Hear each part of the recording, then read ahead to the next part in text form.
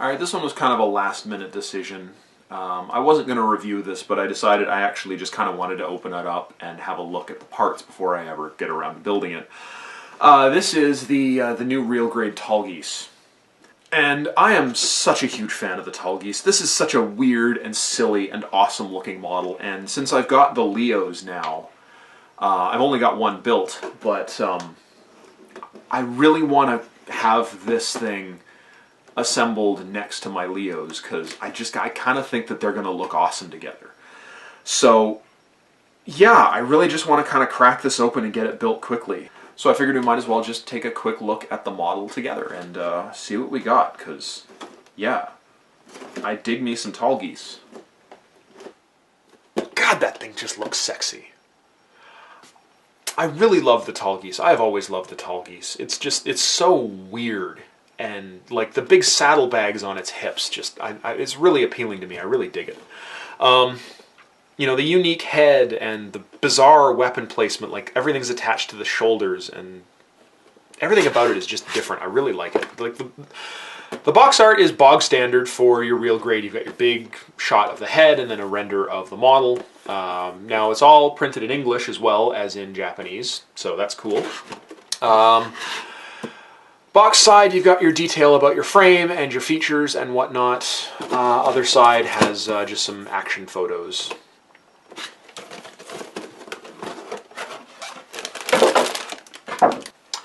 First up, we've got our stickers. Clear backed, some are metallic. They can go to hell. I hate stickers. We'll start with our A runner. As is pretty typical, this is our system injected runner, so you've got two different shades of gray on here, which wasn't immediately obvious. It's not kind of a lighter gray up on this side and then kind of a medium gray in the middle. Mostly thruster parts for the booster packs and some detail parts for the center of the torso. Believe that's the top of the head. That's the base for the crest. The red crest on it, and then a bunch of parts for, I'm guessing somewhere in the legs, maybe, and just some additional yellow bits and pieces for, mostly for the backpack, I would say. Like one of the fin wing thing on the backpack that you flip up and opens the boosters. Just some additional yellow detailing parts. Yeah, looks really nice. There's some nice detailing on, I think this is the thigh thrusters on both sides, actually. Some really nice molded detail on both sides. As well as on the inside of the backpack booster panels. There's some molded detailing in there. Not a lot, but a little bit. It's a nice touch. And this is the rear skirt, and there's some molded venting and panel lining in there as well. The B runner is our pre-assembled frame parts. There's not a lot on here. They seem to be doing less and less of this as time goes along. You know, the RX-78, pretty much the entire frame was pre-assembled, and now you're down to just, looks like the feet, the knees. I can't even begin to guess what this is. Maybe part of the backpack unit? I'm not really sure. Yeah, they're like, that was like the big selling feature for the Real Grade series, was like you had your fully pre-assembled inner frame, and now yeah, it's just down to these 3 parts. So I don't have a problem with that. You know, I mean, I enjoy the pre-assembled frames, but they can be problematic. For one thing, they're very difficult to paint because you can't disassemble them. And if I wanted to do that on a Real Grade Astray, you can't. So I don't know what I would do if I ever was going to paint one of those. But, you know, half the fun is the assembly, so I'm kind of okay with them phasing that out. Alright, this is a weird one. This is runner H1. Got a couple of beam saber blades, molded in colorless. As far as I know, the Tallgeese only ever had pink beam sabers, so I don't know why they would ever be molded in colorless. I've never seen colorless, clear beam saber blades on anything.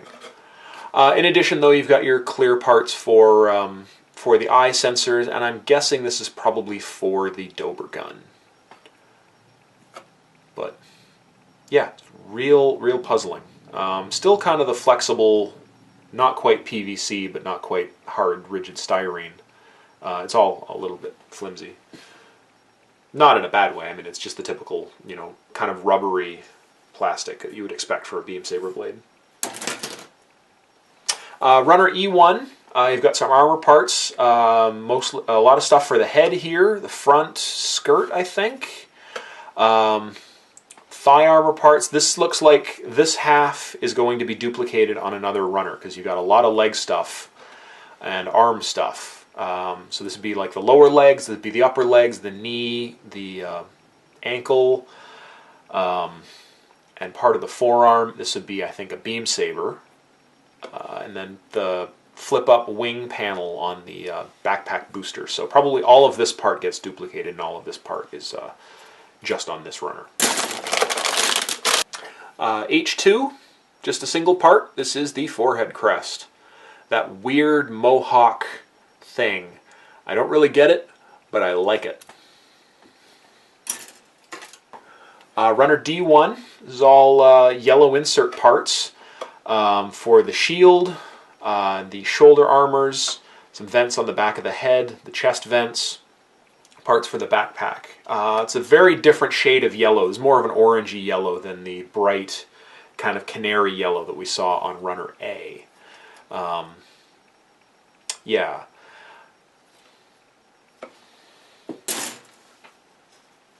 C1 has some more armor parts. You've got the main armor plate for the shield, which is gated off from the rest of it, so that tells me that they have already got planned that they're going to do a Tallgeese 3, so they may put the armor plate for that in this corner, or they may just leave this gated off and do it as a separate part on a different runner, because it's actually multiple colors. But I believe the main structural part of it is white, and then there's blue detailed parts on it, but whatever. You've got your shoulder armors, you've got your chest. It's got some very simple, but some detail on there as well. Back as well has some molded panel detail on there, which looks kind of cool. Side saddlebags, I guess.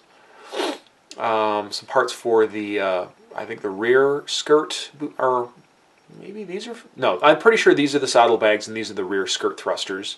Parts for the backpack, you've got your pilot figure, Zex Marquise, with his helmet and his cape. I believe they use like a laser etching process for the figures at this scale, so they can get much higher fidelity of printing, molding when than they otherwise could on using simple injection molding. This is Runner E2. Like I said, we were going to end up with a duplicate of this one. The other one had the chunk over here. Identical to the other one except for that missing piece, so we won't go into too much detail about it. But it looks really nice. I really like this kind of hexagonal detail on the thigh with these panels in it. They actually did the same thing on the high-grade Leo. It's not quite as elaborate, but it looks like these will fit well together if you were to display them side by side. I really feel like they're going to look good standing side by side. Runner G2. We're into our first frame parts that aren't pre-assembled. Looks like mostly boosters. These are for... This is probably actually a duplicate. There's probably another runner like this in there. This would be the backpack boosters, probably the rear skirt boosters, and the saddlebag boosters. Parts for the shoulder, I'm guessing. Probably parts for either the Dober gun or the shield mount. Various thrusters all over the place. This thing has a lot of thrusters. And connection parts, I think, for the saddlebags to the skirt and leg so that they move in unison. So, alright, yeah, they include a colored beam saber blade set as well as the colorless. Now I'm extra confused. This is SB12, dated 2012, so this would probably be the set that originally came with RX-78, or maybe one of the other early real grades, like might have been for the Mark II or the GP-01, but we've seen these before. The F runner, you got your hand set. There are no posable hands in this one. That is another thing they've been phasing out, is the articulated hands, and I am okay with that. At this size, fixed pose hands are the way to go. The detail, though, on the knuckles is really interesting. I really like the fingers on the Tallgeese. They're very chunky, especially in like the middle knuckle. They got like this really weird kind of blockiness to that middle knuckle especially. But you've got, looks like 4 full hand sets. You've got a open hand, a closed beam saber hand, a closed fist, and then a trigger fist. Again, also you've got your Dober gun over here, the barrel, which is open on one end. Got all your linkages for attaching your Dober gun and presumably your shield. The shoulder parts, lots of detail on there. Actually, yeah, you can see there's kind of some etched-in detail, not just along the hemisphere, but also some additional detail molded in here and there. And again, that's similar to what they did with the Leo. It's a little more advanced on the Real Grade, as you would expect, but yeah, I really think they're going to look good together. Like, they've got the same basic chest, the same basic torso, the same basic legs and arms. Just the Tallgeese is like a little more elaborate and taller, and has way more thrusters. And last up, we've got the G1 runner. A lot of this we've already looked at. I think everything from here over we've already looked at. So here we've got the lower waist. I believe this is the torso frame, the frame for the shield. Magazine probably for the Dober gun. Hip parts, the socket for the action base, which is the revised type, has the square peg as well as the 3mm round peg. So I won't have to modify that, as I have had to with so many others. And then this would be, I think, the plate that the the skirt armor is all attached to. This probably fits between the waist and the upper body. So the side skirt's attached to that and the upper section, but not totally sure. We've got a flyer. That's out of the ordinary. Bandai Plow Model 2018 Spring Catalog. Opens in the typical Japanese way, from right to left instead of left to right. Most of this, the first couple pages appear to be all like kid stuff. What was that? Was this? This looks like a contest of some kind. Golden Picademy Awards? I don't know. Getting into some Figure-Eyes stuff. Now we're getting into the Gundam stuff. Perfect Grade Millennium Falcon. It's all in Japanese, so I can't read any of it, but I can infer from pictures. Oh, the Haropla. I got my first one of these not too long ago. It was pretty simple. A lot smaller than I thought. I figured it was going to be about 3 to 4 inches, and it's like 1.5 inches. Some upcoming model kit stuff that is now out. The Leo, the Tallgeese, the F91 version 2, the RE100 Vigna Gina, I think. I'm not sure what this is all about. I guess these are just mobile suits that Amuro piloted in the various different scales and grades: high grade, real grade, master grade, RX-78. I cannot remember the DJ, I think it's called, and then of course the that. Build Divers, of course, because that's the hot new series. I guess they're calling out their promotional deal that's going on right now. You know, buy a high grade and that's on the list and get 2 free accessory parts. I got a couple with my RGM-79C, which I bought purely because it came with a weapon that I wanted, and I got 2 extra weapons for free, so yay. Yeah, just more Build Diver stuff, and then, yeah. So that's that. I don't know why there's a catalog in there, but there's a catalog in there. Instructions. Love the cover of these instructions. RG28. It's the latest release. This just came out last month, and I am super hyped to build it. I think I missed a page. Yeah, we got our parts callouts, assembly directions. No X's on anything that I can see, but it does have some stuff, some printing in English, kind of describing how the parts all work. First up, we've got kind of a biohistory of the Tallgeese, how it's kind of the progenitor of all of the mobile suits in Gundam Wing. Assembly begins with the feet, and then the legs. It looks like, yeah, that part that I couldn't identify that I thought might have been part of the booster was actually for the knee. So it looks like all of the pre-assembled frame parts go in the legs. So there's this knee component, and then the rest is all. Or no, I guess that other part would be the arms. Never mind. So the legs, aside from this bit, are all parts built, not pre-assembled, and then it's the arms that have the pre-assembled component. Assembly continues with the torso.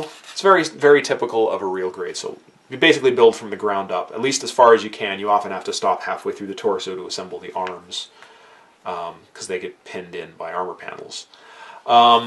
Saddlebag skirts, rear skirts. Then onto the torso. Looks like you actually can assemble the entire torso and then move on to the arms. Yeah, so the arms are pre-assembled. It wasn't the legs. Those weren't the knee parts. Those are the arm parts that were pre-assembled. Then there's, carry on with the arms, and then you do the head, which looks like it's assembled exactly the same way as the Master Grade was. You got the basic two front halves, and then the forehead crest, which is attached to the faceplate, which has the clear visor on it, and then behind the visor is a kind of a Leo style, just square sensor face. Finally, onto the boosters, which don't look too complicated. Actually, they look like they're probably better engineered than on the Master Grade. Actually, on my first Tallgeese Master Grade, I broke one of the booster wing flaps because it's not obvious the way they're supposed to go together. Once boosters are done, they peg onto the torso. They have articulated linkages that mount on the torso itself, much like the Master Grade did, but unlike how I believe the old non-grade and high grade 144th and 100 scale kits did back in the day. They attached to the shoulder armors, which was really weird. The Dober gun does not have a spring. The Master Grade had a spring in it, which really bugged me because it was a pain in the ass to assemble, and it kind of hindered that thing's usefulness. But yeah, all of the Dober gun fits together, looks like pretty easily. Shield attaches, the beam sabers attached to the shield the same way as the Leo's does. They use the same shield, except for this one appears to have articulated attachment points for the beam saber, so they can actually swing out to either side. The Dober gun, again, has another feature that the Master Grade really could have used, an articulated grab handle. Like the actual firing handle slides out from the side. The Master Grade has the hardest goddamn time actually gripping that thing, because you're trying to like get the arm underneath the gun when it's attached on the outside of the arm, so it's hard to get it to link up. It's really kind of a pain. And then you got your final assembly and attachment to an action base, and detail and functionality of the boosters and joint parts and whatnot. This actually looks like it has a really interesting waist. Looks like the entire waist kind of shifts around a little bit, not just kind of a peg on the underside. So, yeah, last page is just your marking and paint callout guide. So, that is the Tallgeese. I really think this is going to look really cool next to a Leo. I really feel like the two of them together are going to kind of go well together, because, I mean, they share so many design cues in common. I mean, hell, I think, like, the Leo is basically a mass-produced Tallgeese in universe. You know, it strips off the big leg thrusters, it strips off the big butt thrusters and the boosters on its back, and kind of streamlines it for ease of use by an average pilot. Because, as memory serves, the Tallgeese in universe was just so powerful, had so much thrust, that it took an extraordinarily disciplined pilot to keep it under control. It was like trying to fly a bucking bronco. So yeah, when it was determined that they were just too powerful for anybody, the designers within the context of the universe cut the specs back by a lot. So the Leo has the same basic chest, it has the same basic arms, the same basic legs. It just has a smaller power plant, some slightly modified armor, fewer thrusters, and lower overall thruster output. As well as different weapons. Though it can be equipped with the Dober gun. The new high-grade model can't, at least not, it can't be equipped with the Tallgeese's, Real Grade Tallgeese's Dober gun, but I'm sure they'll do a kit later on with an updated weapon set, probably a P Bandai. Anyway. I'm real excited to get this thing built. I love the Tallgeese so much, and I will go all in. Same with the Master Grades. I will get every Tallgeese that they do, because I am stupid. Last up for this batch will be coming up tomorrow. We're going to take a look at the Commander type Shah Aznable Zaku. As I've said, it's going to be just a very quick, beat for beat, just go over the differences between the two different, the mass production type and the Commander type Zakus. So it's not going to be as fully detailed. If you want to see the full detailed unboxing review, watch the one from a few days ago. If you just want to see what the differences are between them, then watch the one coming up tomorrow. So stay tuned for that. Thank you everyone out there for watching, and happy modeling.